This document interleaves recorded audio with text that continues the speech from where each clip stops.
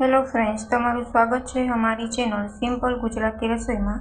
તો આજે આપણે બનાવવાનો છે ગોટલીનો મુખવાસ, જે ગુણોથી ખૂબ જ ભરપૂર હોય છે અને આ મુખવાસને તમે બનાવીને આખું વર્ષ સ્ટોર કરીને તમે રાખી શકો છો અને બિલકુલ ખરાબ પણ નહીં થાય। તો ચાલો બનાવવાનું શરૂ કરીએ। તો ગોટલીનો મુખવાસ બનાવવા માટે અહીં મેં કેરીની જે ગોટલી હોય તેને આવી રીતના ધોઈને સાફ કરીને 2-3 દિવસ તડકામાં સૂકવી દીધી હતી, જેથી ગોટલી છે ને તે આપણી સારી રીતના સુકાઈ ગઈ છે। હવે આપણે અંદરની જે ગોટલી નીકળીને તે આપણે કાઢવાની છે। તેના માટે અહીં મેં એક દસ્તો લઈ લીધો છે, તેની આવી રીતના ગોટલી ઉપર ઠપકારીને અંદરની જે ગોટલી હોય તે આપણે કાઢી લેવાની છે। આ ગોટલી સુકાઈ જાય ને તો અંદરની ગોટલી છે ને તે આસાનીથી નીકળી જાય છે, એટલે આ તમારે એકદમ લીલી ગોટલી હોય ને તેને તમારે નથી કાપવાની। 2 થી 3 દિવસ તડકામાં ગોટલી સુકવવા દેશો ને જેથી અંદરની ગોટલી છે ને તે તમારી આસાનીથી નીકળી જશે। તો અહીં મેં બધી જ ગોટલીમાંથી આવી અંદરની જે ગોટલી હોય છે તે કાઢી લીધી છે। હવે એક કુકર લઈ લીધો છે, તેમાં બધી જ ગોટલી એડ કરીને હવે આપણે તેને બાફી લેવાની છે અને આપણે સ્વાદ અનુસાર થોડુંક મીઠું એડ કરી દઈશું। મીઠું એડ કરવાથી ગોટલીનો મુખવાસનો ટેસ્ટ સરસ આવે છે અને કડવાશ હોય છે ને તે પણ ઓછી થઈ જાય છે। કુકરમાં ગોટલીનો મુખવાસ બનાવો છો ને તો ફાયદો એ થાય છે કે ગોટલી છે ને તે બફાઈ જાય છે, જેના લીધે તેની કડવાશ છે ને તે બિલકુલ ઓછી થઈ જાય છે।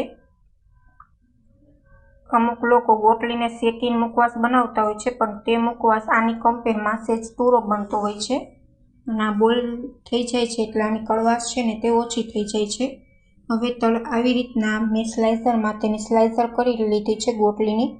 હવે તેને તડકામાં 1 દિવસ મેં સુધી સૂકવવા દીધો હતો અને સારી રીતની આપણો મુખવાસ છે ને તે સુકાઈને એકદમ ક્રિસ્પી થઈ ગયો છે, તમે જોઈ શકો છો।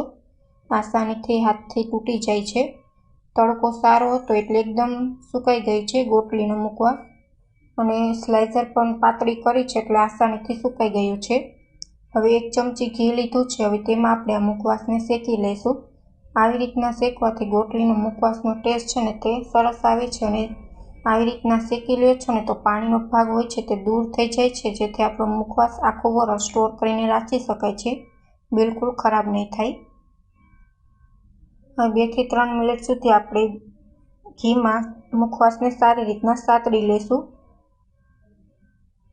જો તમને અમારી રેસીપી ગમે તો ચેનલને લાઇક કરજો, શેર કરજો અને સબસ્ક્રાઈબ કરજો અને કમેન્ટમાં જરૂર કમેન્ટ કરીને જણાવજો કે તમને અમારી રેસીપી કેવી લાગી।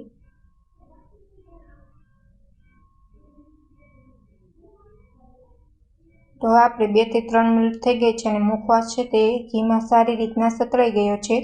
હવે અહીં મેં 2 ચમચી જેટલો સંચર પાવડર એડ કર્યો છે। સંચર પાવડર એડ કરવાથી તમારો ગોટલીનો મુખવાસ જેવો બજારમાં ચડે છે ને ટેસ્ટમાં તેવો જ ઘરે બનીને તૈયાર થાય છે અને ખાવાની પણ ખૂબ જ મજા આવે છે। તો અહીં હવે 1 ચમચી જેટલો મેં સંચર પાવડર એડ કરી દીધો છે, તેને પણ મુખવાસમાં સારી રીતના મિક્સ કરી લીધો છે। હવે આ મુખવાસને આપણે એક ડીશમાં લઈ લઈશું। તો આપણો ગોટલીનો મુખવાસ છે તે બનીને તૈયાર થઈ ગયો છે।